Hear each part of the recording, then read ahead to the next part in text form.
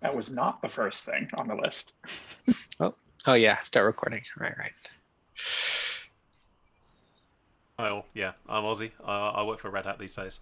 I'm doing bits and pieces with Buildpacks, including a Java Buildpack client, I guess you'd call it, or a platform implementation. And we've got a bunch of teams that are looking at using Buildpacks for our supported platforms for Node and Java and Quarkus, and amongst other bits and pieces. And in the past, I've been involved in projects like Apsody and Odo and stuff, so I'm familiar with concepts of containerized build and that kind of bits and pieces. But that's me. Awesome. Great to have you here. Anybody else who hasn't been here before want to say hi? Hi, I'm Brian. I work with Google. I work with a maintainer of Scaffold and on the GCP Buildpacks. And I've been meaning to come to these meetings, and finally I freed up some time to be able to show up and participate. Awesome. Great to have you here as well. Unless there's anybody else, we'll move on to the next item, which is release planning and updates. I guess Emily or Javier, you want to take this? There are no updates for Pack as of yet. On Tecton, starting to work on a monthly cadence. So there's a couple tasks and a pipeline coming up by the end of February. So there's a milestone set up for that.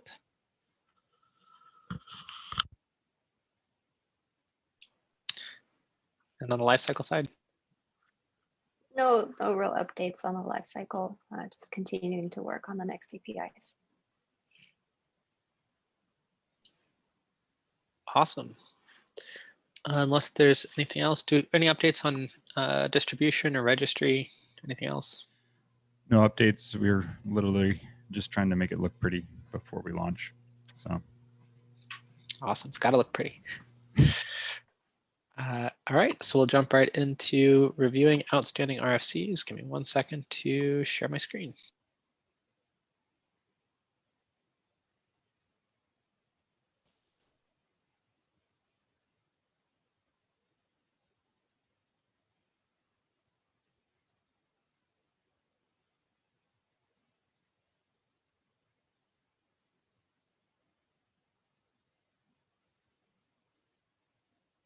All right, everybody see that?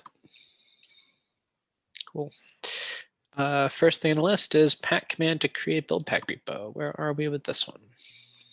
I think all the feedback is addressed. Oh, it looks like we might actually have votes. Yeah, it looks pretty good. Can this enter FCP?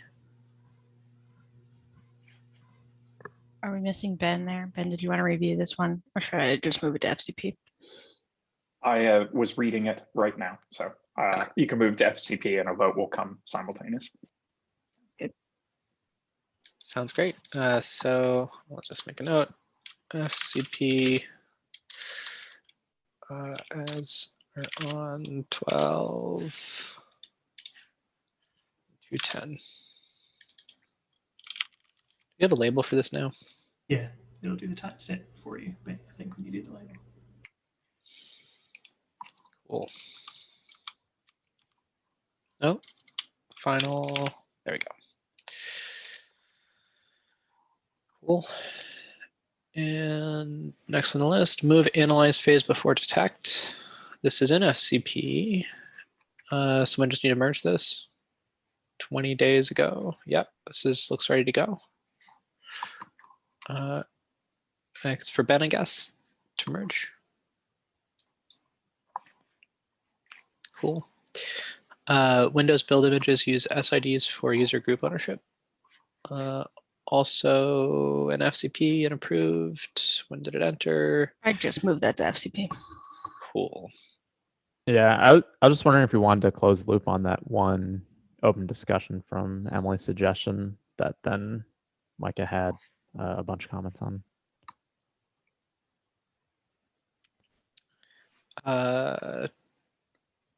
Any action need to be taken for that, or should we? What I got out of it was the things that I want to make sure weren't going to be a problem aren't going to be a problem. So Cool. Sounds good to move forward. Next thing on the list is group additions to builder order. Looks like we're almost there. Just need Ben.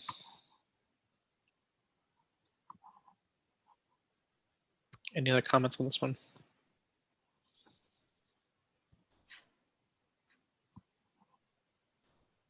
I'm +1 moving that to FCP unless Ben objects. No, go ahead to go to FCP. I'll comment in FCP if it's necessary. That's good. FCP on 210, starting 210.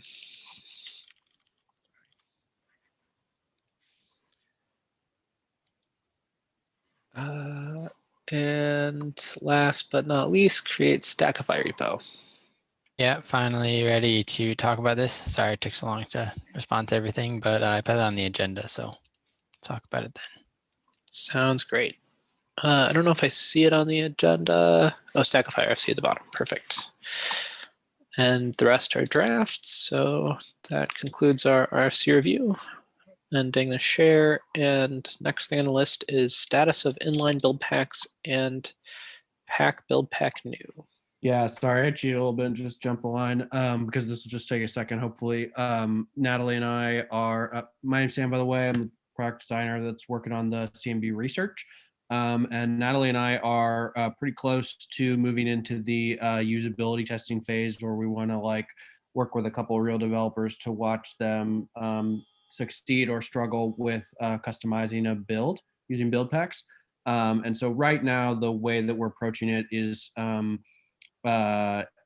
around taking a Docker file and then trying to replicate that with build packs. But I know that we also have a couple new kind of features or abstractions, the pack build pack new and inline build packs, which are both really exciting and speak to a bright future for customization. I just want to check in, are either of those, I know they're like now like pretty much approved RFCs, are either of them, is there any code backing them that we might be able to like test with real developers? Or so the build pack new, I think as soon as that RFC is finalized, I have to make some changes to the pull request that's out there, probably updated against master and all, but it should take probably a half an hour to get that into a state where it's ready to merge.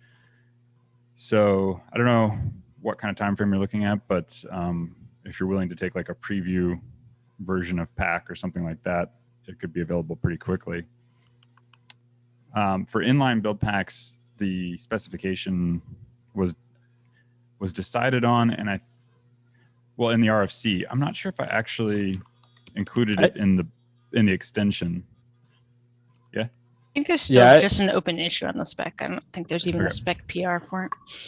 So, but if you want to test it, I could probably create a build pack that like emulated the behavior that we want very quickly. So that's I'd be willing to do that if it's something if you want to try it that way. I mean, the only reason we avoided implementation was we're just waiting for some other things like lifecycle prepare and stuff. So if you're interested in having, like, if you don't think it would compromise what you're trying to test, you could have users add an inline build pack and get this working. Okay, cool. Yeah, I think that would be great. Both an early cut of pack that includes pack build pack new. I mean, you tell me, Natalie, if I'm wrong here, but or a sample build pack that would be edited in a manner similar to how inline build packs will be edited. Both of those sound great. They might fit into the scenario that we have, that are sort of our working scenario we want to test, or they might sort of be an add-on to that. But I guess when would be a good time? Maybe I should just schedule a meeting, you, me, and Natalie, for next week. Yeah, that'd be great. Okay. When do you think would be in terms of the amount of time I'll ping you on Slack to coordinate. Yeah. How's Never? Does Never work? That's the. I'm sure we can find a time, but it'll be a little tricky probably. Are you on East Coast time? We're both on East Coast. Okay. Yeah. We'll be able to find a time then. Okay. All right. Thank you. It is great to have product design resources allocated to our open source efforts here. Next thing on the list is stack packs. Yeah, I put this on there because Ozzy and I were chatting about it. So I don't know if you would just like to share the kind of things we were talking about with regard to RPMs, but I think it'd be great just to, make sure we're aligned with what you need. Oh yeah.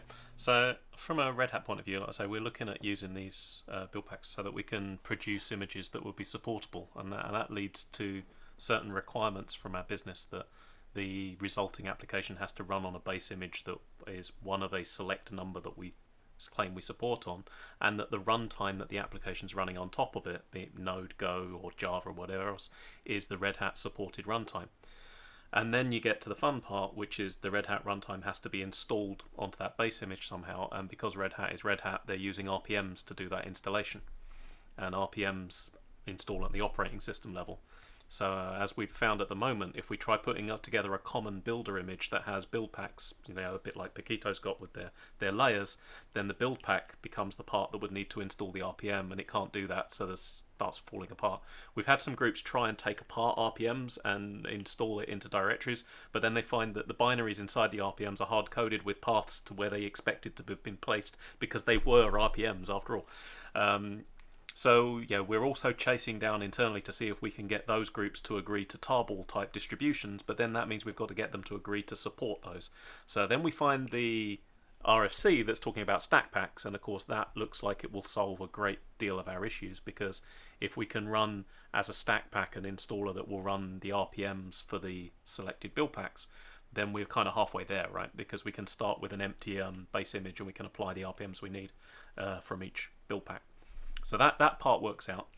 The part that's kind of a bolt onto this, I see as the next agenda thingy underneath it, which is kind of tied together, is we're not clear at this point. We've still got to do some digging with the support guys to figure out if we can use a base image where we've installed things on via RPMs and have that qualify as supported, or if we need to continue as they request today to use like the Red Hat UBI node base image for the final run image, because otherwise we're still stuck, because we'd have to override the run image by knowing which builders are going to participate to select the correct supportable run image as the final target.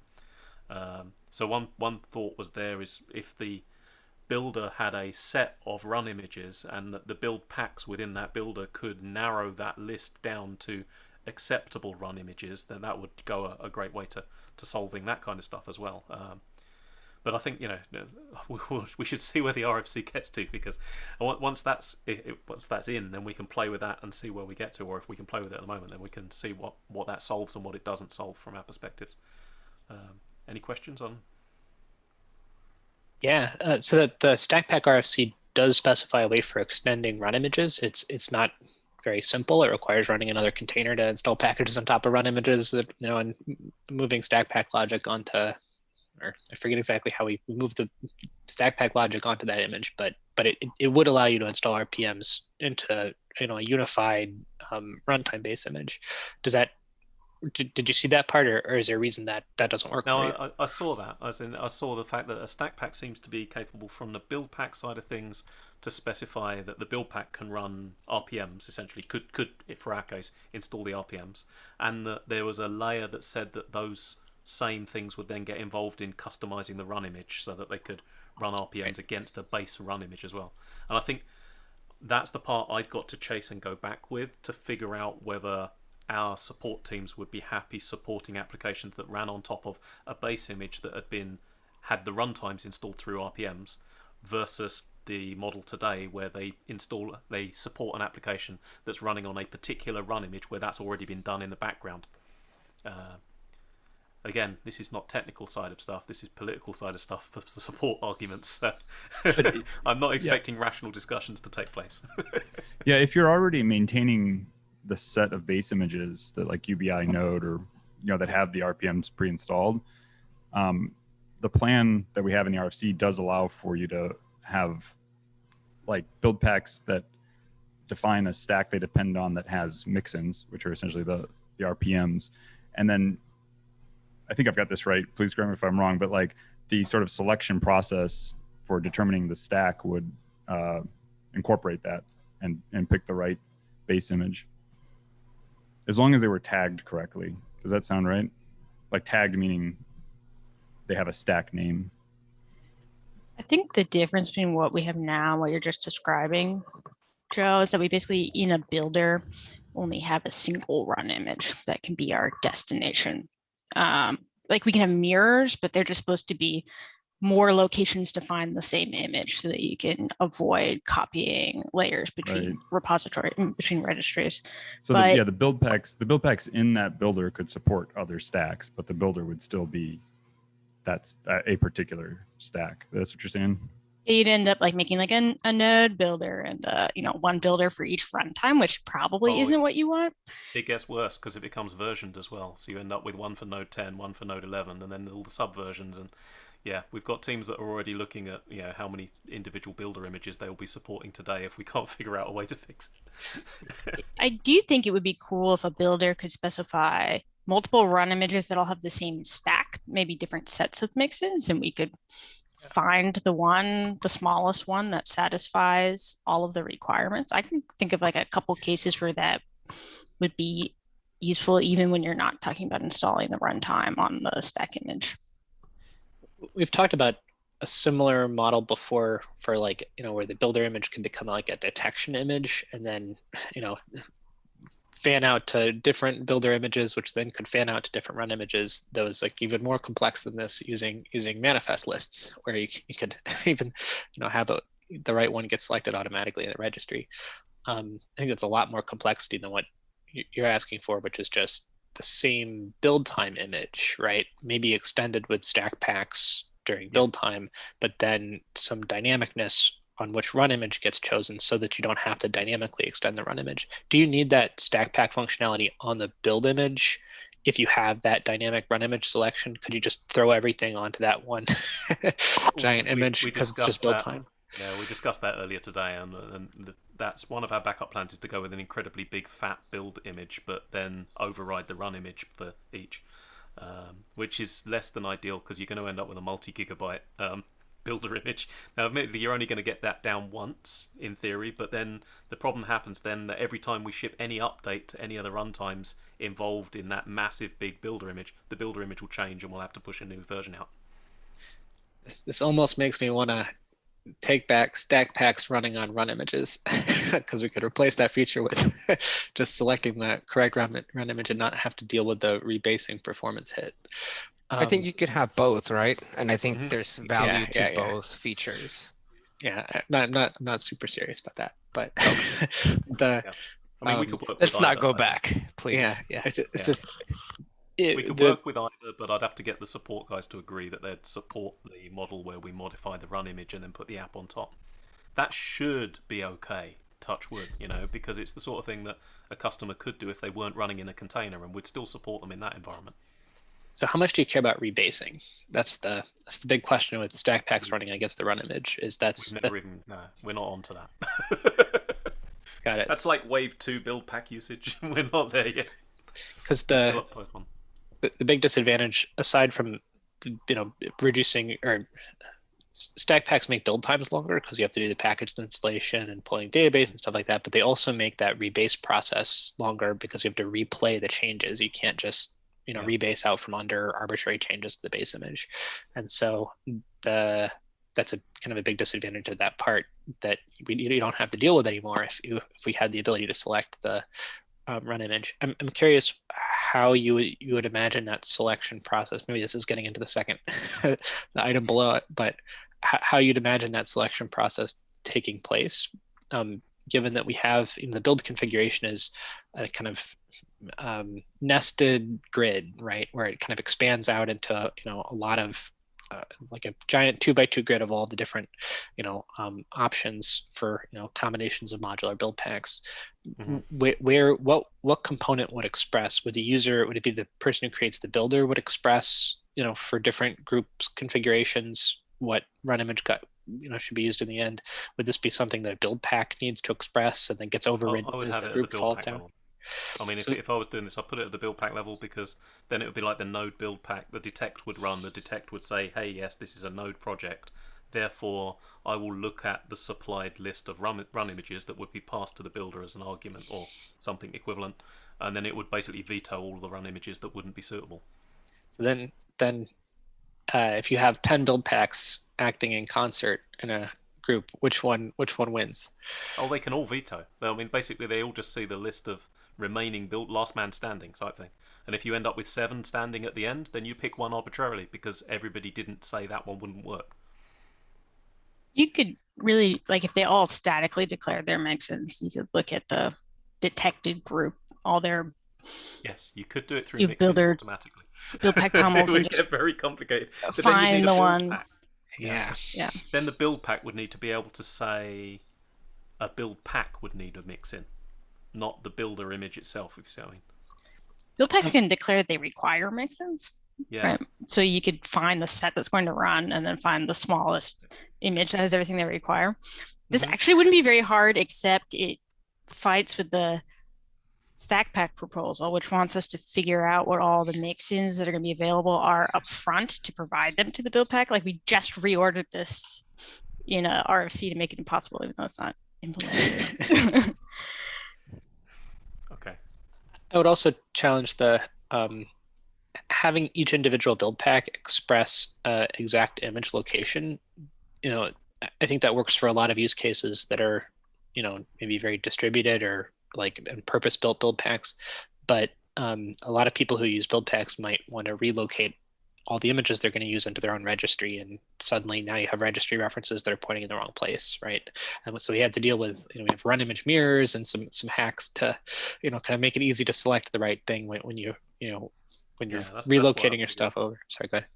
That's why I figured you'd pass the list of, you know, currently still living run images to the build packs when you're running the detect phase, because then each build pack then sees the stuff that's available, so the platform can pass that whilst it's running, because the platform will know which run images are available for a given builder, and when it's invoking each build pack, it could tell the build pack, well, hey, you know, your options are run image A, B, or C, and then it's up to the build pack itself to. That's not me, is it? That is me. Oops. Hold on a second. That's better. Sorry. Calls coming in from random places. Yeah. So then, if you have the builder images knowing that, so if you have a build pack within running knowing which images are available, then it's up to it to figure out. You know, if image 1's called node dash something or other, and image 2's called Java dash something or other, and I'm a node build pack, I'll just veto the Java image, and that means that the next build pack that runs will only see a node image because the Java one's gone away. If you're trying to build a Node Java combined project, now you can't build it anymore because your build packs don't let you. So, but on the other hand, you could decide that you could allow them to happen if you don't have the daft restrictions that require you to run on such a supported platform at the end. So you're imagining all build packs, you know, suggest different exact image locations, you know, or fully qualified. I'm never going to have a build pack suggest an image location. I'm going to have the build packs be told which run images are currently available. So like today, your build pack is running and there's only one run image. Yeah, so it'll get past that one run image and say you're going to be running against this. The build pack doesn't specify it. It's told that that's the metadata that's currently available for this builder. Effectively, you're modifying the list of available run images that would have been specified on the builder image, but only by reducing the set, never by adding to it, so that the builder creator is still in control of the absolute set. The image locations, interesting. Could be passed as a different kind of idea. I think we should do this with mixins. Yeah, I was gonna say, and like, would be better. And thinking about it more, like, I think we could do this even with the stack pack proposal. It's just detect gets more complicated. Like, part of detect isn't just selecting a group. Like, in the build plan resolution where it makes an output, it also select a run image. Yeah, I mean, I don't mind if it works, right? Yeah. There's arguably less to deal with if it's done through mixins as well, because you don't end up with hokey bits of code trying to figure out from a run image name what the dependencies are and what it actually depends upon inside the image, because the mixins would explicitly define the parts that they cared about. So if you ended up with a run image that could support Node and Java together, it would tolerate both. So it's like the build pack would dynamically add mix-ins, right? It would say, I require this mix-in based on this configuration. Which Yeah. is already part of the stack pack contract, right? During You detection. could even do it without the stack pack contract in terms of like how buildpacks can already statically require mixins, right? So the fact that a buildpack group detected the set of mixins they require would have to match one of the run images. Like you don't even need to put it in the build plan. Although we want to enable that to happen dynamically as well in the I guess future. the key part that would have to change to enable it to work is the acceptance of differently specified run images to be defined for a given builder simultaneously. Because today the expectation is they're all identical, they just might come from different places. Yeah. Yeah. And the distinct list of mixins for each of those images. Yeah. So thinking about this integrating into stack packs would, we try to I guess we'd try to, maybe this was said already, maybe we'd try to match the resolved, the dynamically generated and statically generated mixin requirements into the run image list to try to select a run image, select the best candidate run image, and then if there's a stack pack that can install additional packages, pass the remaining mixins onto the stack pack so that you get the best candidate image with the most possible mixins, and you get the stack pack installing mixins on top of that. Something like that. Yeah. Okay. Yeah. Sounds that good. sounds Perfect. like it could work. That's actually Someone not might have it in an RFC. Yeah. yeah. Ozzy, if you're interested in opening an RFC contributing here, that seems like it would go pretty well. It would be non-breaking. I'm kind of surprised we ended up with something that fits in so well, just from talking about it. Cool.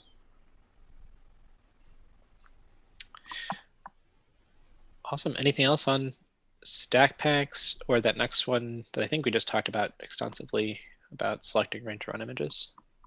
Yeah, I just pasted that in. I think that's already covered. Cool. So I have an additional use case that this might play into, and it has to do with almost like a cross-platform compilation.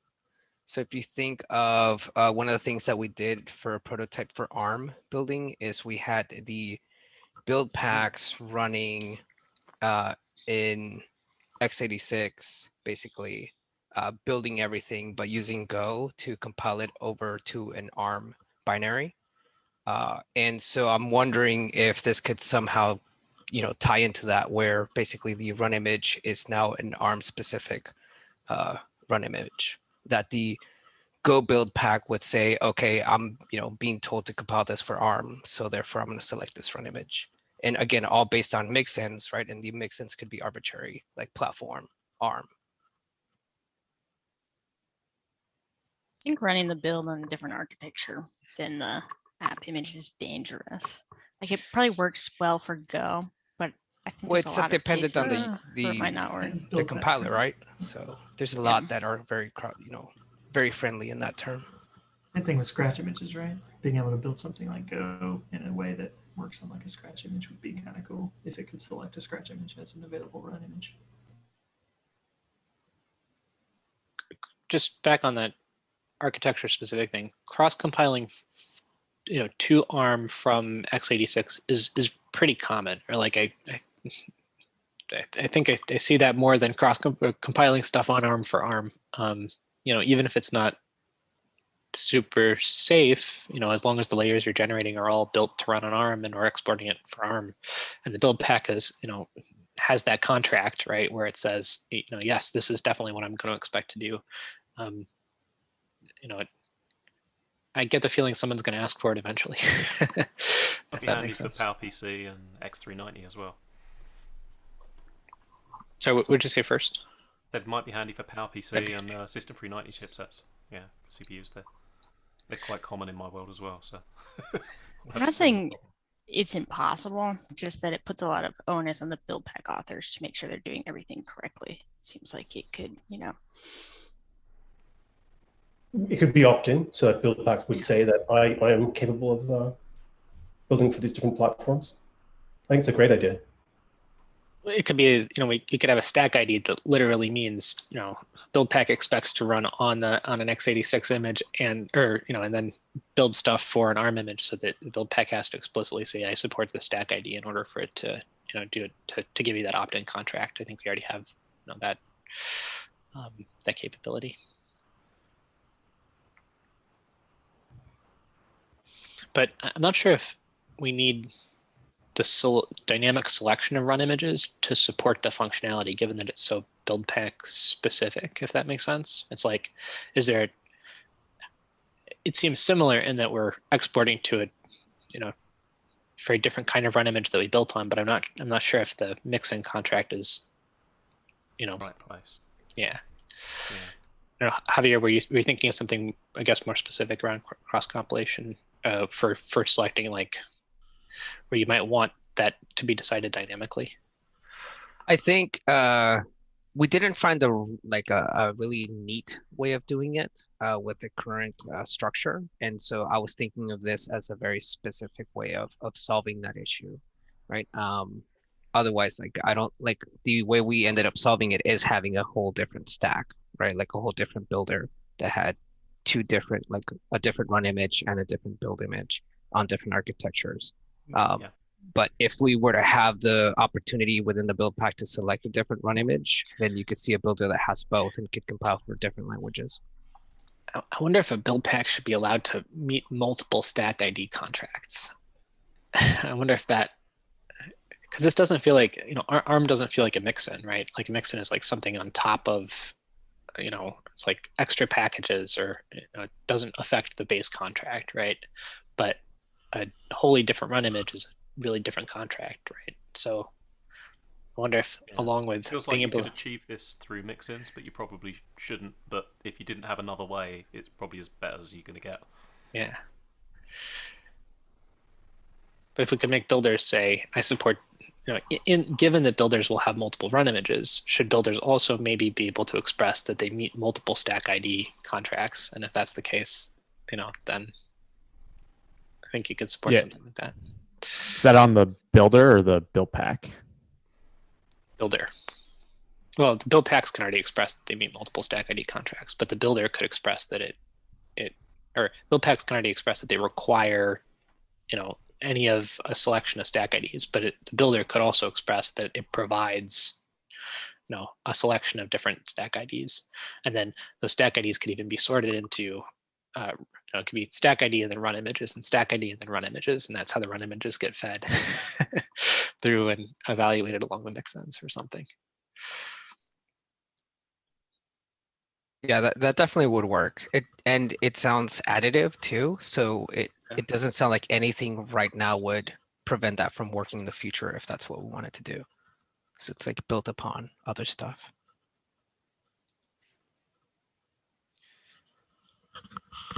A lot of RFCs. This is great. All right. Anything else on stack packs or run images? I'll just throw all the way. But I wonder if at a certain point, if we enable this functionality, like we can support multiple run images, multiple stack IDs, like is the stack ID abstraction breaking down? Do we just want to use more primitive concepts like the architecture and the operating system and the operating system distro?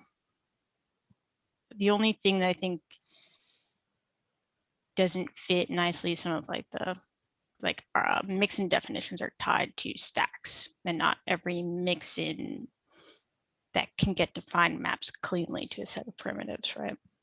But I do wonder if it'd be more extensible and easy to upgrade things in the future if we move towards using the primitive concepts rather than stack IDs. At this point, the stack ID, we had a RFC a while ago that kind of standardized the stack IDs towards distributions. So at this point, the stack ID represents the, essentially distribution in its ABI compatibility contract, like, Ubuntu 18.04 or UBI 8 or whatever, right? Then it represents the architecture at the same time, right? And it represents, I guess that's it, right? Instead of bundling all those things in a string and everyone having to agree on the strings, like we could just make a canonical way to express it, use the canonical ways that already exist to express these things, and then add ways to express anything that's missing. think some flexibility that's missing there is with the stack ID, you can say, yeah, technically this is Ubuntu 18.04 or whatever, and then I made all these weird changes to it, and I'm just gonna, call this a new thing, right? That maybe wouldn't, could fit into that distribution field, but have to think about what those use cases look like. But in the interest of time, I'd like to request that we move ahead, if that's okay. Yeah, sounds good. Sorry. Everybody good with stack packs? Cool. Next thing on the list is old build packs that support new features. I added this. So last Thursday in the implementation subsync meeting, we had a discussion that we thought we should bring to this forum. A little background. So Dan and I implemented a new feature that will be introduced in Buildpack API 06. Until now, users were able to define the default process only by passing a flag. And starting from Buildpack API 06, they will be able to write it in launch.toml by adding a default equals true line for process. We were wondering whether what we should do in case that an old Buildpack that supports like an old Buildpack API adds the default equals true line. We decided in this case, we should just ignore it and print a warning to the user. But this is like an example for a broader question about Buildpacks that kind of implements new features, although they're using old APIs. We think that we should always ignore the new feature that is not supported in their Buildpack API, and sometimes depends on the case. We should also print a warning, like in our case, but we would love to hear others' thoughts about this. Maybe we should fail, maybe you should just accept this. The rationale behind sort of ignoring is that if you have a lifecycle upgrade, but you haven't changed the Buildpack API you're using, like we really don't want to change the behavior, change how that Buildpack is behaving. You should get reproducible results if you haven't changed your Buildpack. Do you like ignoring more than failing? I do, because failing is a behavior change. Like you had a Buildpack that was working, and then somebody upgraded the lifecycle, and now your Buildpack isn't working anymore. Do we not validate the schema? We don't fail if we find fields we've never seen before. That's definitely something that we could do in general in like new APIs, and then we wouldn't, a category of these problems wouldn't exist, but there's always going to be ones that don't fall into this case because we'll add a new file or something. I don't understand, how would upgrading your life cycle to a version that now supports an additional, like another point, another minor on the Buildpack API contract, then change the behavior of that Buildpack if the Buildpack is still on the old minor of that contract, and like feels like I think there's an edge case, Stephen, where like if you happen to use this true flag or default thing when you're writing out that TOML file, but it was never supported before, right? And like Emily just said, we aren't failing for the cases before because we're not validating the schema. So if it happens to be there and we now implement that feature, potentially your behavior will now change. Yeah, I definitely agree that if the Buildpack specifically says I support this old minor that does not have a feature, we shouldn't be running that feature for sure. Yeah, makes sense. Yeah, I guess the question is, do you warn? Because clearly they wrote default equals true, which was not supported before. So you kind of expect them to want to have that behavior. So writing out a warning lets them know they've made a mistake on their Buildpack API version, but ignoring it feels better to me completely. What happens right now if you just throw a random key in a process type definition that's not defined by anything? We ignore it. I think that's what Emily just told me. Yeah, okay. So we are thinking about, continue to ignore it even we upgrade our lifecycle version. But In this case, we thought that it will be better to also print a warning to the user that, I mean, pay attention, you're using an old Buildpack API. This is why we're not supporting this default equals true thing. But I wonder if it's worth printing a warning for anything that isn't spec'd, like instead of the default thing in general. Otherwise, you'd need to I have think foreknowledge of future things, future. I agree with that. Like if we could go back in time and make that change, I wonder if we should even fail in that case rather than warn. Like I feel like failing might be better if we're going to go as far as printing a warning anyways. But that would be a change we'd only make for new APIs.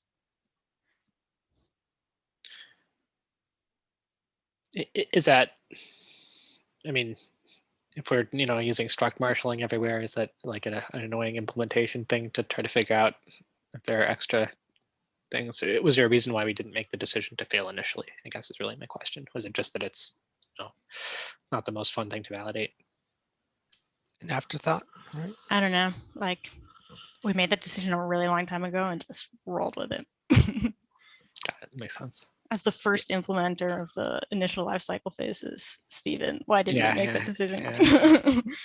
That's a great question.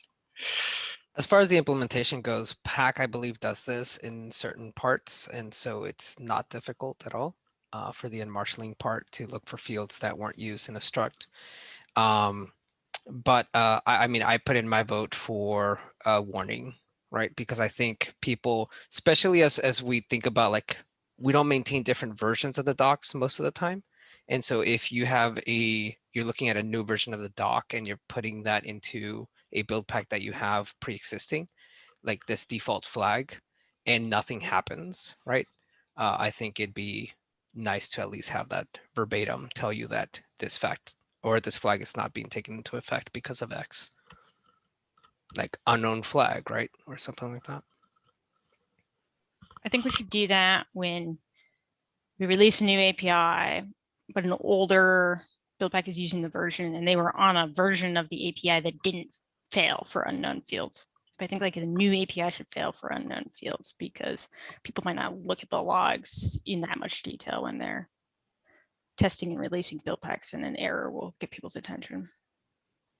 So you suggesting basically we're on Buildpack 06, is that right? That's what this is in, to warn and then on 7 fail?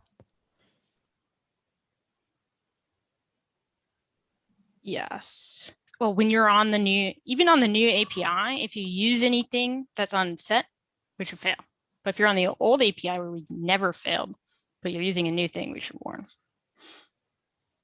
Ben's got a couple comments that he's chosen to voice via chat, which I agree with as well.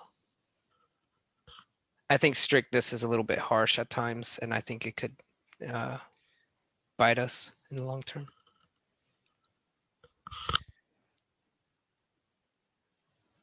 I think as long as the big danger I see is if we completely ignore, fields that you're setting, and there are cases where you think you set some field but you misspelled it, and we don't say anything and set the other result. As long as that doesn't, as long as we're warning or failing or something, I'm okay with it. I wonder how much trouble it would be to create structs for all these minor versions as we bump, and then do like a hard fail if you report anything extra for the version that you've claimed to be, schema validation for that version, basically, and just disallow all fields. I do recall someone suggesting that we actually have schema, like an actual schema for all of our TOML files, and then that would enable even better validation than deserialization. But I don't think the RFC ever went through. I think the RFC went through. We did not put in the spec. Oh, I see. Wrap this up so we don't use any more of like the large group time here. I think we're okay for old versions where we never failed printing a warning. And then we can talk about how strict to be in new versions, warning or failing, maybe offline with a smaller group. Sounds good. Sounds good.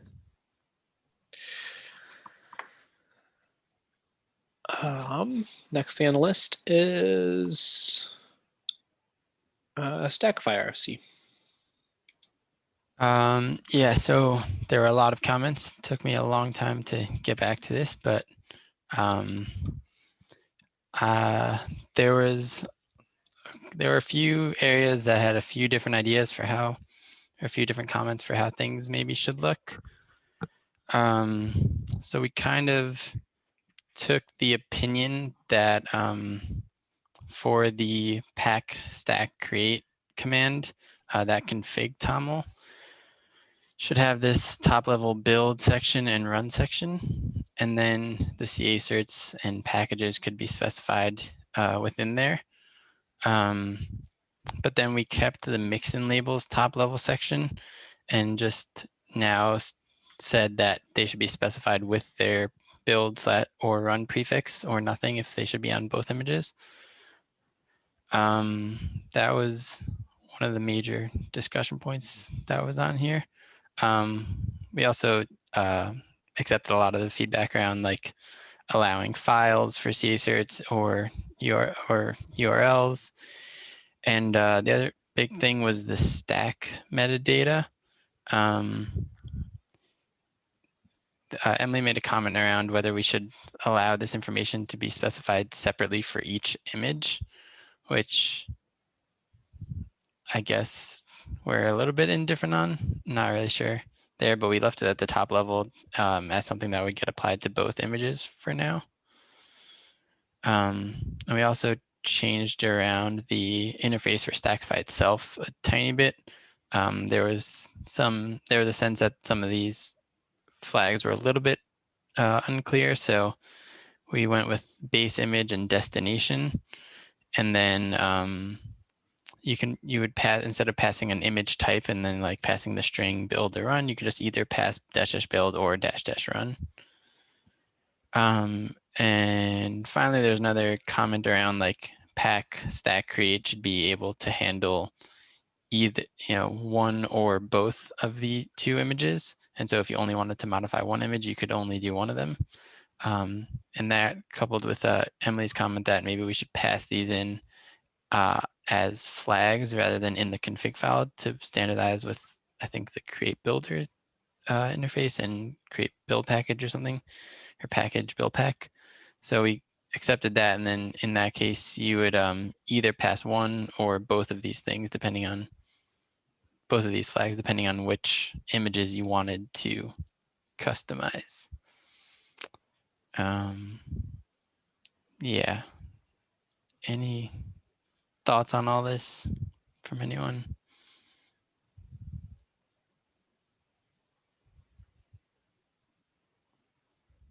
This looks great. I mean, I'll speak for pack side of things. I think this would be awesome to implement and provide that functionality. I'm definitely excited about it. I still think maybe a couple of the flags that are in the stack table or stack distro, like you should either be able to specify them at the top or specify them for build or run images. Mostly because some stacks, like the Paketo Tiny Stack, have a different distro. Like the build image has a distro and the run image is distroless. And I think there are similar cases where you might want the values to be different, but it would also be convenient if you didn't to just blanket apply them. So we would allow people to set it either at the top or in build and run separately. That's my proposal. And what if they act, and then if fail, if they set in all three places, basically?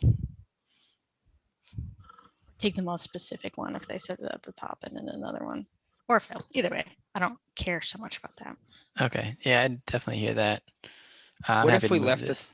What if we left it where it is right now, and then as people, if anybody requests it, we could add to it later? Because I think the purpose of this RFC is just to make this happen, right? Any further changes we could take on separately within the different subteams.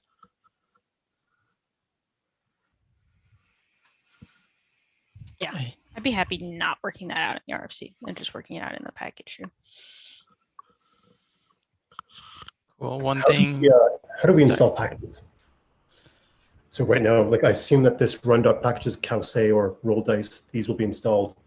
What happens with a Red Hat image? They're using RPM. So right now, on day one of this being out, we were envisioning this working only for the one stack ID that's supported by the project, the Bionic stack ID. So it would only work on Ubuntu Bionic images. But the hope would be in the future to work with more base images essentially. And I guess even on day one, if you passed a different stack ID, but the base image was still Ubuntu Bionic based, we would, default to checking what's in Etsy OS release, and like if it's Bionic, we'll install packages regardless of your stack ID. But in the future, expand that to allow installing packages with other types of OSs. Wonder if you could express the stack specific logic using stack packs somehow in the future, or like modularize the components that know how to install packages and things like that, on top of the stack pack API. But I mean, certainly not for this RFC, just like, it seems like a place where we need modular functionality for installing packages, and we're doing that over in another place. Right, definitely. Is adding support for Red Hat stuff something that, or RPM, something that Red Hat would want to contribute upstream to this feature?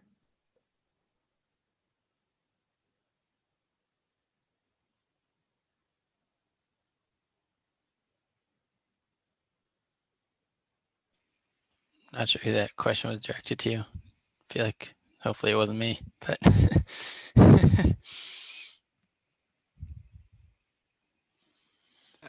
Ozzy, would you have context on that? I don't know if you're maybe. Not really. Cool. Yeah, and again, it feels like something that could be easily added, right? You could pass in URIs on the packages, add URIs to RPMs potentially, and get them installed that way. one thing we did leave off from the stack section here is the released ID. That didn't seem like something you should be passing in. It seemed like something that Stackify should be, taking the time, or Pack should take the time when you call this thing and then pass that in, but it shouldn't. This doesn't seem like something the user should pass in, given that, the time to build could take a little bit. So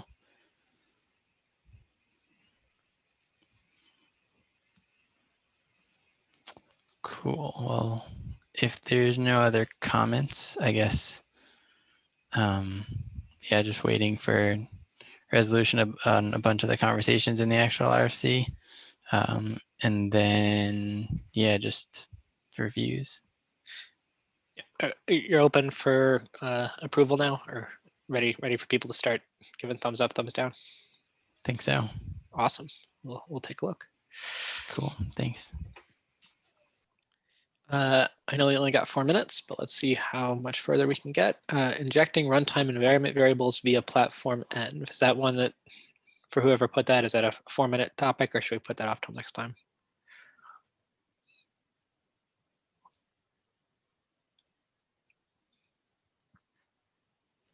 Does whoever put injecting runtime variables via platform env here?